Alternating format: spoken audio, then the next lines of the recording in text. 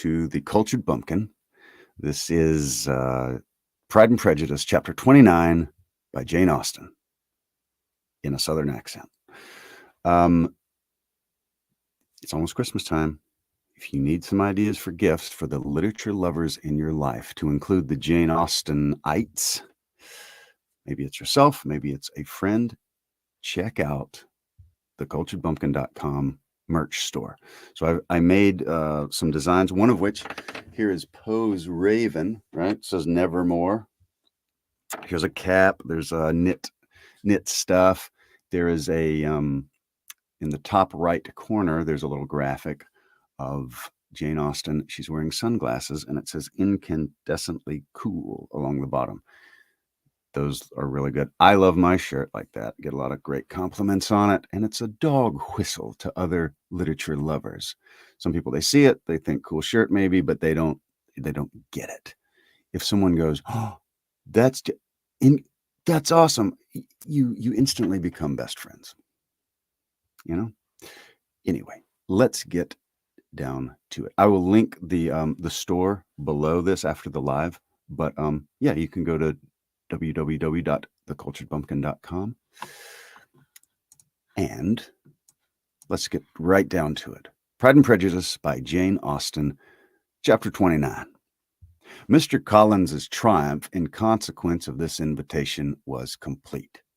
The power of displaying the grandeur of his patroness to his wondering visitors, and of letting them see her civility towards himself and his wife, was exactly what he had wished for. And that an opportunity of doing it should be given so soon was such an instance of Lady Catherine's condescension as he knew not how to admire enough. I confess, said he, that I should not have been at all surprised by her ladyship's asking us on Sunday to drink tea and spend the evening at Rosen's. I rather expected, from my knowledge of her affability, that it would happen. But who could have foreseen such an attention as this? Who could have imagined that we should receive an invitation to dine there, an invitation, moreover, including the whole party, so immediately after your arrival? I am the less surprised at what has happened, replied Sir William, from that knowledge of what the manners of the great really are, which my situation in life has allowed me to acquire.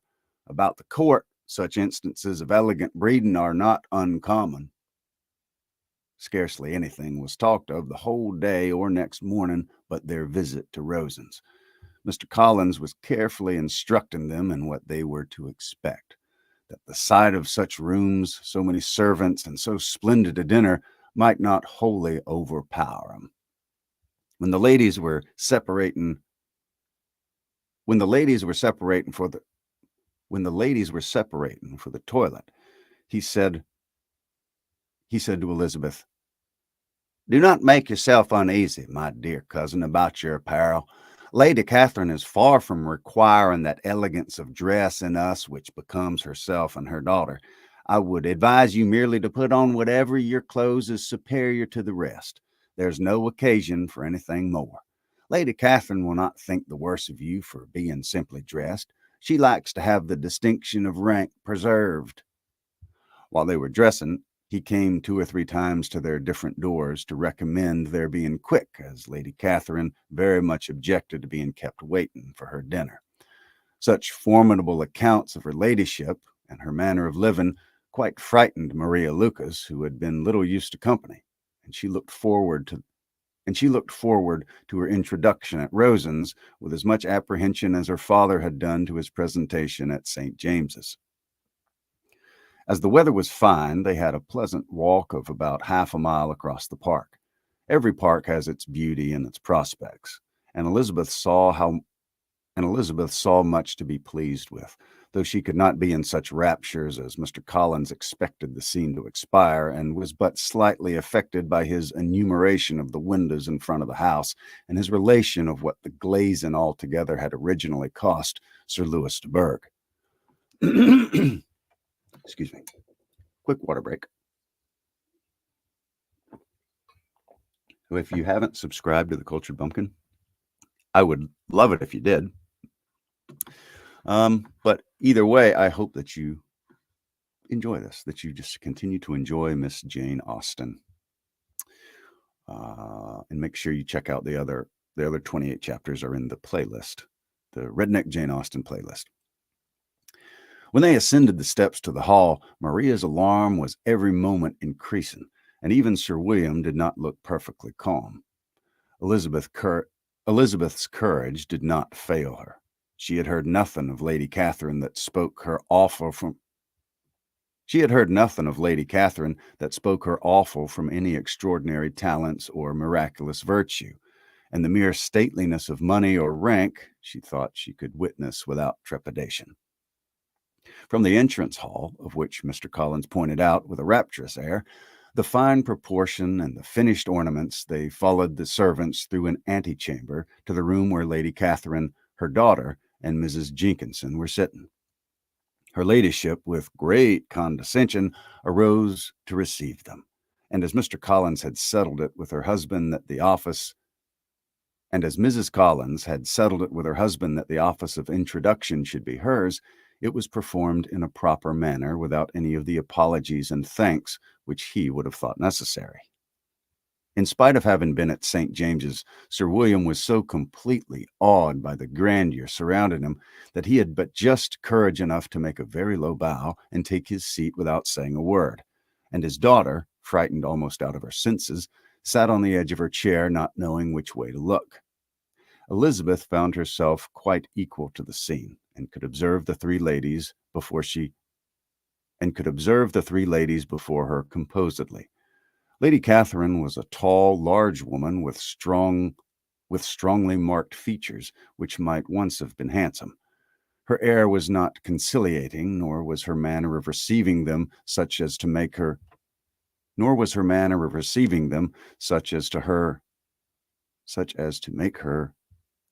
sorry. Nor was her manner of receiving them such as to her make such. This is easy for you to say.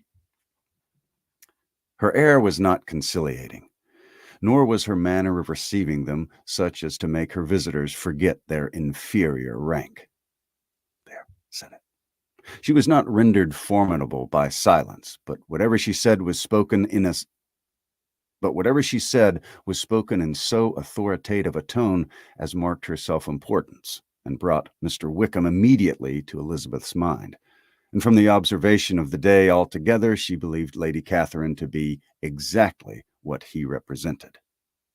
When, after examining the mother, in whose countenance and deportment she soon found some resemblance of Mr. Darcy, she turned her eyes on the daughter. She could almost have... Let's start over with that one. When, after examining the mother, in whose countenance and deportment she soon found some resemblance of Mr. Darcy, she turned her eyes on the daughter, she could have almost joined in Maria's astonishment at her being so thin and small. There was neither in figure nor face any likeness between the ladies. Miss de Bourgh was pale and sickly. Her features, though not plain, were insignificant, and she spoke very little except in a low voice to Mrs. Jenkinson, in whose appearance there was nothing remarkable, and who was entirely engaged in listening to what she said and placing a screen in the proper direction before her eyes. After sitting a few minutes, they were all sent to one of the windows to admire the view, Mr. Collins attending them to point out its beauties, and Lady Catherine kindly informing them it was much better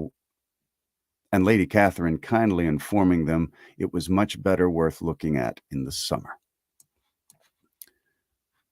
The dinner was exceedingly handsome, and there were all the servants and all the articles of plate which Mr. Collins had promised. And as he had likewise foretold, he took his seat at the bottom of the table by her ladyship's desire, and looked as if he felt that life could furnish nothing greater. He carved and ate and praised with delighted alacrity, and every dish was commended, first by him and then by Sir and then by Sir William, who was now enough recovered to echo whatever his son-in-law said, in a manner which Elizabeth wondered Lady Catherine could bear. But Lady Catherine seemed gratified by their excessive admiration, and gave most gracious smiles, especially when any dish on the table proved a novelty to them. The party did not supply much conversation. Elizabeth was ready to speak whenever there was an opening, but she was seated.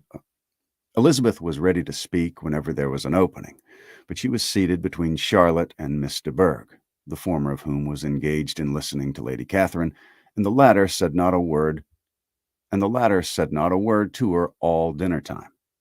Miss Jenkinson was chiefly employed in watching how little Miss de Bourgh ate, pressing her to try some other dish, and fearing she was indisposed. Maria thought speaking out of the question, and the gentlemen did nothing but eat and dine. And the gentlemen did nothing but eat and admire. When the ladies returned to the drawing-room, there was little to be done but to hear Lady Catherine talk, which she did without any intermission till coffee came in, delivering her opinion on every subject in so decisive a manner as proved that she was not used to have her judgment controverted. She inquired into Charlotte's domestic concerns familiarly. I don't know why that's so hard for me to say. She inquired into Charlotte's domestic concerns familiarly.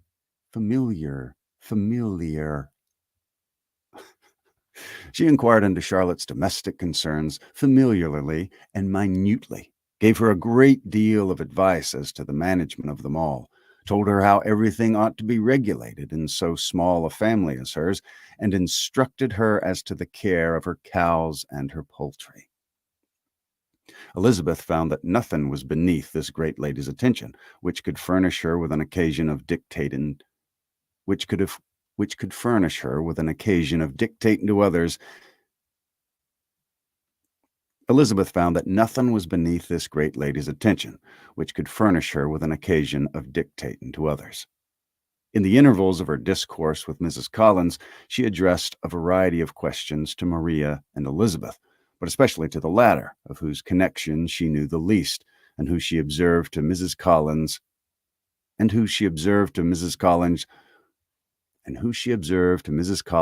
was a very genteel, pretty kind of girl.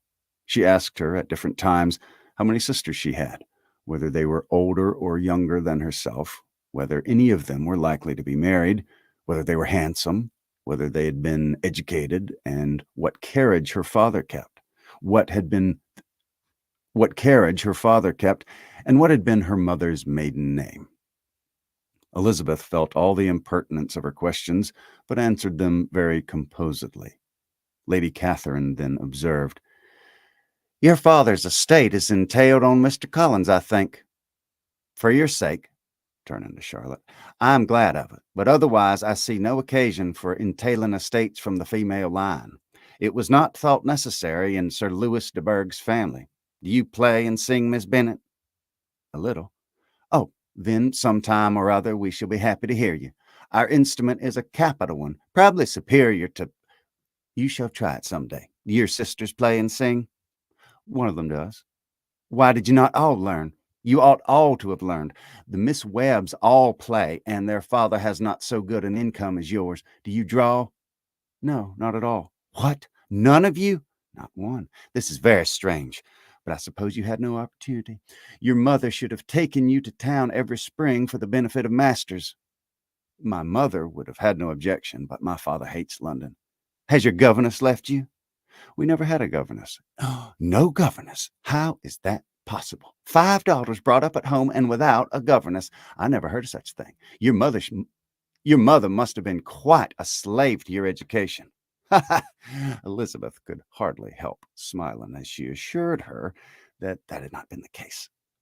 Compared with some families, let's see. Oh, here we go. "Then who taught you? Who attended to you? Without a governess, you must have been neglected." "Compared with some families, I believe we were, but such of us as wished to learn never wanted the means. We were always encouraged to read and had all the masteries that were necessary. Those who chose to be idle certainly might. Ah, no doubt. But that is what a governess will prevent. And if I had known your mother, I should have advised her most strenuously to engage one. I always say that nothing is to be done in education without steady and regular instruction, and nobody but a governess can give it. It's wonderful how many families I have been It's wonderful how many families I have been the means of supplying in that way. I am always glad to get a young person well placed out. 4 nieces of Mrs. Jenkinson are most delightfully situated through my means, and it was but the other day that I recommended another young person who was merely accidentally mentioned to me, and the family are quite delighted with her. Mrs. Collins, did I tell you of Mrs. Collins, did I tell you of Lady Metcalfe's calling yesterday to thank me? She finds Miss Cope she finds Miss Pope a treasure. Lady Catherine, she said, you have given me a treasure. Any of your younger sisters out, Mrs. Bennet? Any of your younger sisters out, Miss Bennet? Yes, ma'am. All. All? What? All 5 out at once? Very odd. And you only the second. The younger one's out before the elder ones are married. Your younger sisters must be very young. Yes, my youngest is not 16. Perhaps she is full young to be much in company, but really, ma'am, I think it would be very hard upon younger sisters that they should not have their share of society and amusement because the elder may not have had the means or inclination to marry early. The last born has as good a right to the pleasures of youth as the first, and to be kept back on such a motive, I think it would not be very likely to promote sisterly affection or delicacy of mind. Upon my word, said her ladyship, you give your opinion very decidedly for so young a person. Pray, what's your age? With 3 younger sisters grown up, replied Elizabeth, smiling, your ladyship can hardly expect me to own it. Lady Catherine seemed quite astonished at not receiving a direct answer, and Elizabeth suspected herself to be the first creature who had ever dared to trifle with so much dignified impertinence. You can't be more than 20, then, I'm sure. Therefore, you need not conceal your age. I am not 1 and 20. When the gentleman had joined them, and tea was over, the card tables were placed. Lady Catherine, Sir William, and Mr. and Mrs. Collins sat down to quadrille, and as Miss de Bourgh chose to play at casino, the 2 girls had the honor of assisting Miss Jenkinson to make up her party. Their table was superlatively stupid. Scarcely a syllable was uttered that did not relate to the game, except when Mrs. Jenkinson expressed her fears of Miss de Bourgh's being too hot or too cold, or having too much or too little light. A great deal more passed at the other table. Lady Catherine was generally speaking, stating the mistakes of the 3 others, or relating some anecdote of herself. Mr. Collins was employed in agreeing to everything her ladyship said, thanking her for every fish he won, and apologizing if he thought he won too many. Sir William didn't say much. He was storing his memories with anecdotes and noble names. When Lady Catherine and her daughter had played as long as they chose, the tables were broken up. The carriage was offered to Mrs. Collins.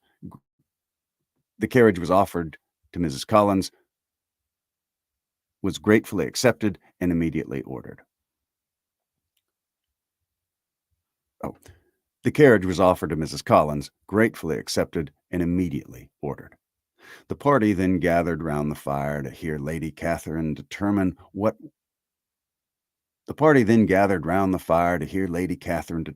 weather they were to have on the morrow.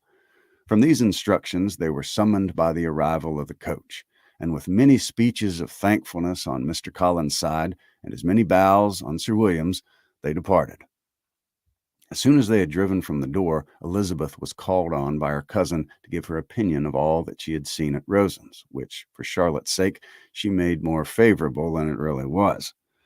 But her commendation, though costing her some trouble, could by no means satisfy Mr. Collins, and he was very soon obliged to take her ladyship's praise into his own hands. So that is Pride and Prejudice, chapter 29, by Jane Austen. Hope you enjoyed that. If you haven't subscribed, I hope you will. And definitely check out the other 28 chapters as we continue through, and also check out A Redneck Christmas Carol if you like the classics in Southern. So thanks very much for watching, and hopefully I will see you on the next one.